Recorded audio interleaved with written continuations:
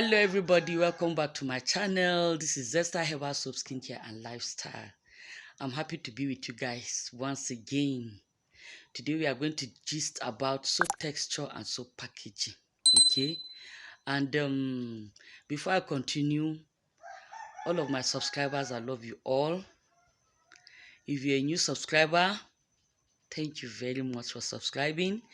If you're just passing by, you just came into our channel, came across our channel, well, we are Zesta Herbal Soap Skincare and Lifestyle. We teach soap making here. We teach household products. We give advice. We learn different things that be useful to ourselves as individuals, our family, and to our communities. Okay, we learn a little. We learn some little things that maybe we could use them tomorrow and make some little side cash, some makes a little income. Okay. So today I'll be talking about soap texture and soap packaging. Okay, now you have learned this soap making.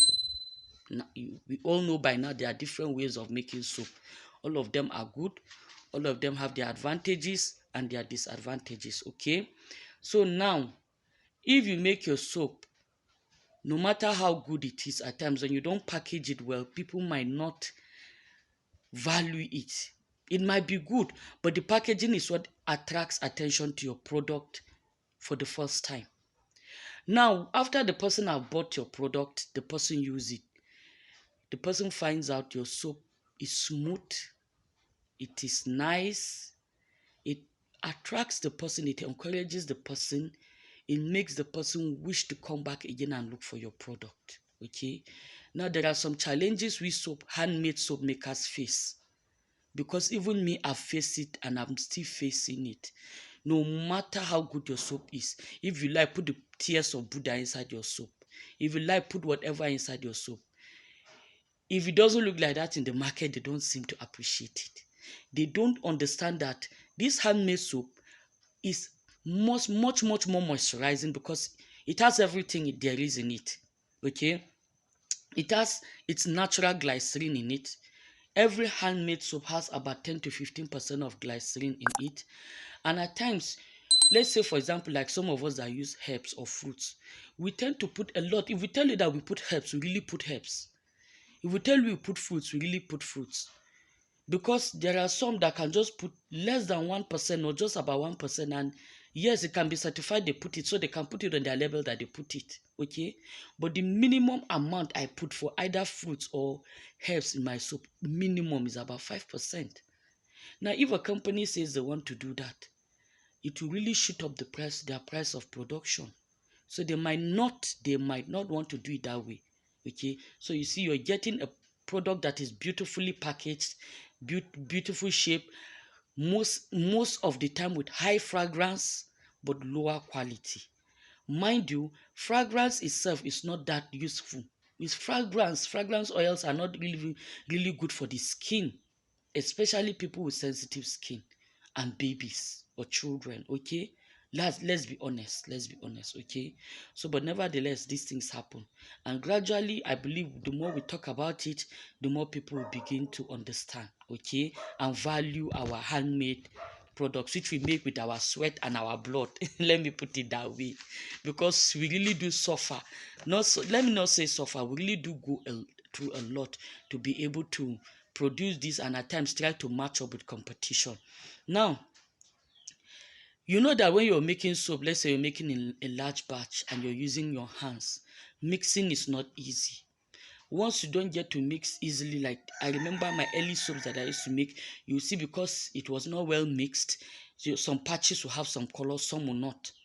Before eventually I got a way of making soap that will be more fluid, making it easier for me to mix. Before eventually now I hardly even use stick, I use a mixer. The mixer tends to mix it better for me than the stick. I start with the stick, and then after some stage I drop the stick and continue with my whisk. Sorry, not mixer, with my whisk. Okay, so that is just some of the things we go through. Then another thing we face is this issue of our perfume. You know, you're supposed to allow your soap cure for at least minimum of 3 to 4 weeks. Yes, and that reminds me, a lot of people ask me if they make hot process or semi-hot process soap, does that mean it will cure shorter? Well, not really. For example, hot process soap, you have forced desaponification. The cure time is supposed to be shorter, and the reaction time has already, because of the heat, most of the reaction has taken place. But still, please do allow it cure at least for up to 2 weeks, both your semi-hot process and your hot process. For complete cold process, at least 3 weeks to 4 weeks. Me, whatever kind of soap I make, I hardly even make cold process now. I am more into semi-hot and hot process. But believe you me, my soap stay 4 weeks. 4 weeks before they go out.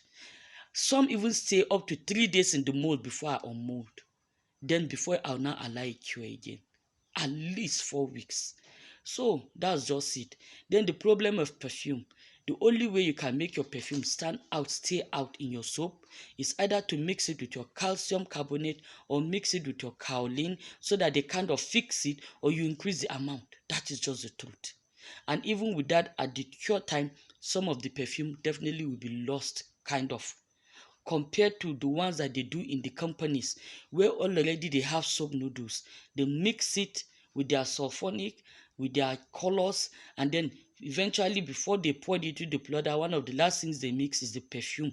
So the perfume stays to stay in more because there was virtually no cure time. They do it, package it, the perfume stays. You understand? Even if they don't package it immediately, it hardly reach up to 1 week without them. It does not. Immediately they do that, as it is coming out, they are stamping it, they are packaging it. Tell me, how won't such a soap scent well? Okay? But our own, we'll put the perfume, we'll have to allow it to cure. And in that process, we lose some of the scent, okay? But I wish people gradually will understand that this is what happens. One of the few ways you can make your soap stay scent well is use designer perfumes. Use perfumes that have strong scent. Mix them up also. I already have a video on how you can mix perfumes. You can get a unique scent by mixing 2 or 3 perfumes together. I have a video complete guide on that. You can watch in my videos. Just press Zesta, just press Zugwai Zesta, and then look for perfumes. You see it there. Okay, if I'm able to drop the link, fine. But if I'm not able to, I just want to let you know I have. You can do that so that you have a unique scent. The high notes, the middle notes, the low notes, they hold on together. You can even soak them in kaolin, mix them up so that they will kind of absorb into the kaolin. The kaolin will not let them go on time. Okay, so that's just about that. So there are some things that can help you in case you are making a large batch. You might need a mixer, okay? In case you are making a large batch, you might need a heat gun if you're using shrink wrap. Then you might need a sealer if you're not using paper. One thing we're using soap box, that is the paper one, is that it's a bit expensive. At times it can be as expensive as 15 naira per box, and that adds to your cost. When the soap in the market is selling for 350, and if you want to follow the same size and then calculate plus of 15 naira for soap box, maybe you won't go 400 or even more than that when you even calculate some of the additives you add in your soap. You understand? So at times you might need a cheaper alternative of packaging. That's where your shrink wrap comes. You can just make simple sticker labels or simple labels with your shrink wrap, get your heat gun, okay, piam, seal it up and blow it up. Everything is done. If you're making a large batch, mixing is not easy for you. Maybe getting somebody to pay somebody to come and help you mix, and at the end of the day, you're supposed to pay the person. At times you make production, you sell. At times you don't sell fast, but the person needs his salary, needs his money. You can get your mixer. Invest that little money. Even if you calculate that you'll be giving the person 5,000 every month. By the time you calculate for 6 months, the money for 6 months or the money for 8 months is enough for you. You buy, to gather that money, instead of paying the person, buy your mixer. When you're making your soap, maybe in a big drum, you use your mixer to mix. Piam, piam, piam, 10 minutes, it has mixed. When you get your shrink wrap, you shrink wrap them, you put them, you seal them up, arrange them on the table, get your heat gun and before you know, boom, all of them, you are through. You package yourself. It will just become family business, you and your husband, like the way I do. It's just I and my husband. If I mix, get tired, you help me mix. At times, we'll be waiting for NEPA. NEPA will not bring light till in the night. You'll be the one to wake me up. NEPA don't bring light to. We'll begin to arrange soap for table. Poo, poo, poo, poo, poo, poo, poo, poo. blow them, you don't finish. 30 minutes, you don't finish to blow them. As they don't blow, they don't turn out for you, go come back, blow the other side again. Shikenan. Do you understand? So I'm going to show you some of these things now. Okay, some are mine and some I bought for for somebody paid me to buy for her.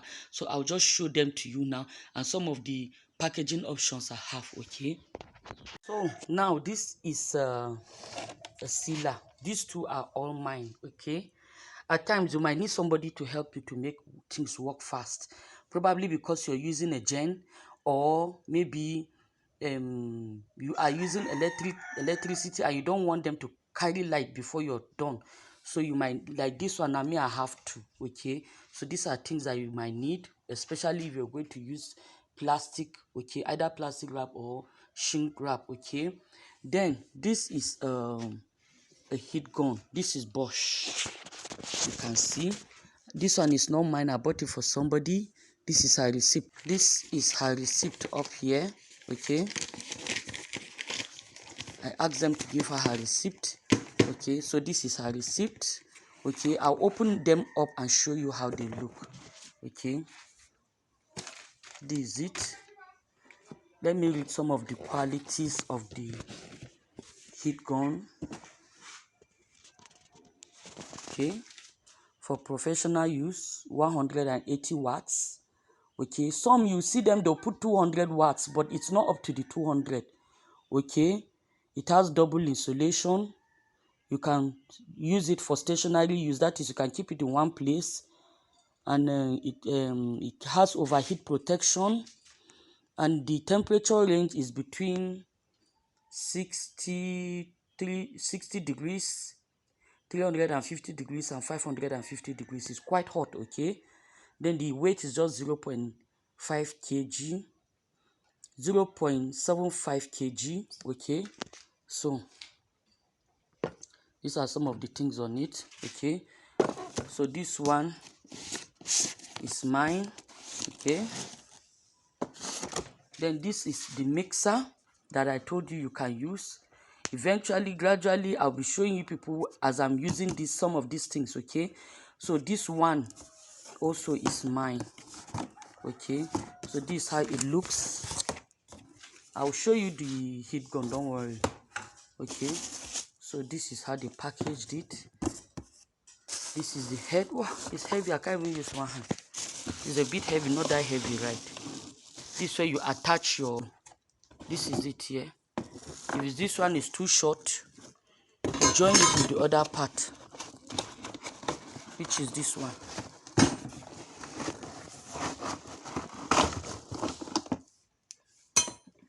Then it will be quite long. You'll be able to fit this into a drum. You can see the length. You can see the length, right?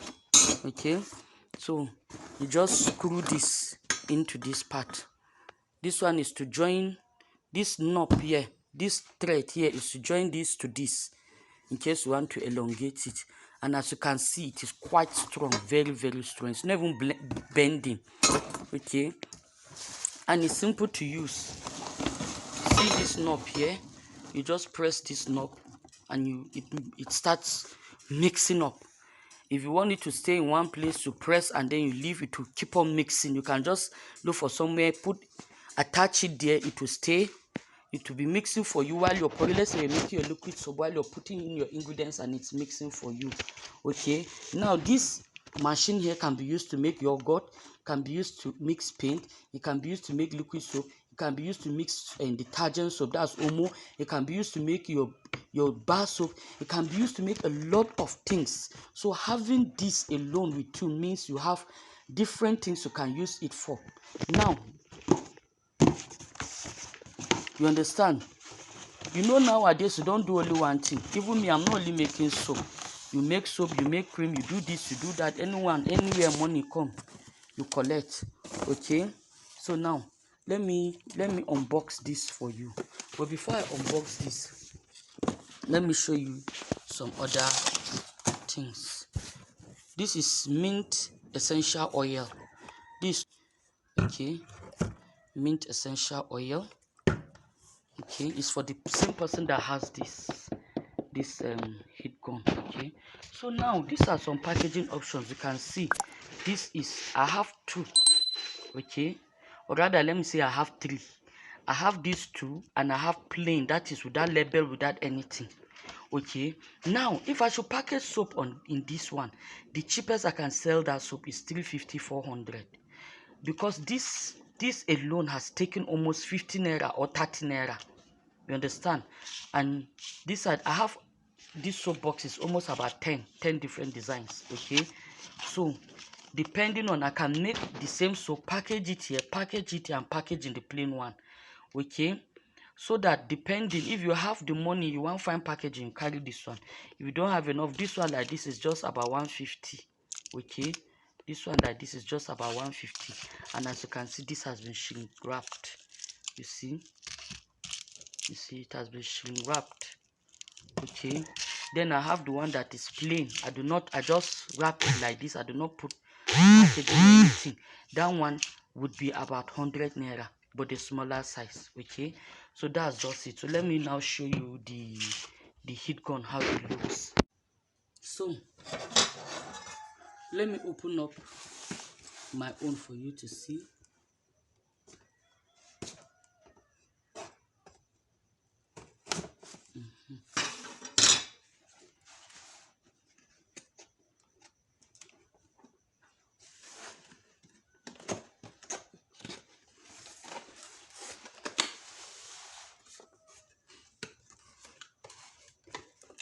This is how it looks inside.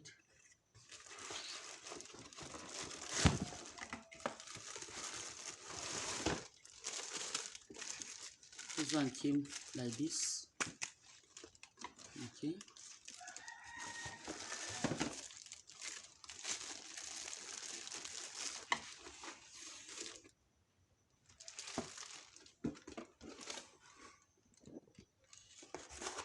this is the inside, empty. User manual. I've not opened it. Trust us, Nigerians. This user manual will stay in this paper like this. I'm sure for the next 5 years, I'll not even touch it. Trust us, Nigerians. This one I think is to give a more direct heat source. Okay, I doubt if I'll need this for now. Okay, this is how it looks inside. Okay,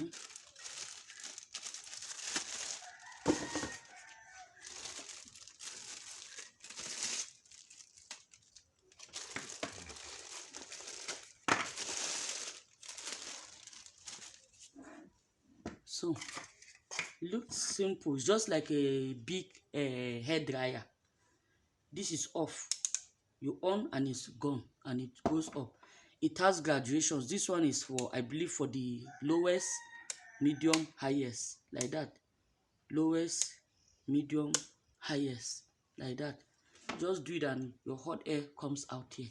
Simple and easy to use. You just arrange your soap all over a big table. Then you just be blowing it like this and going, blowing and going. As you're blowing, another person, let's say you arrange them this way. Okay, you arrange them this way. There will be many. As you're blowing, oh, blowing, going, blowing, going, blowing, going. Somebody will be turning them like this for you behind. Or you can come back and do, when you finish, you come back again, you blow the under. That is all. The sides, all you blow. That's all. Very simple to use. Okay, so thanks for watching my video.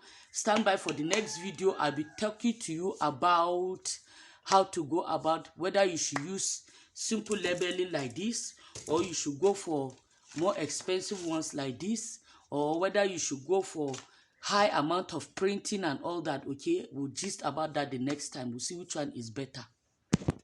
See you next time. Bye.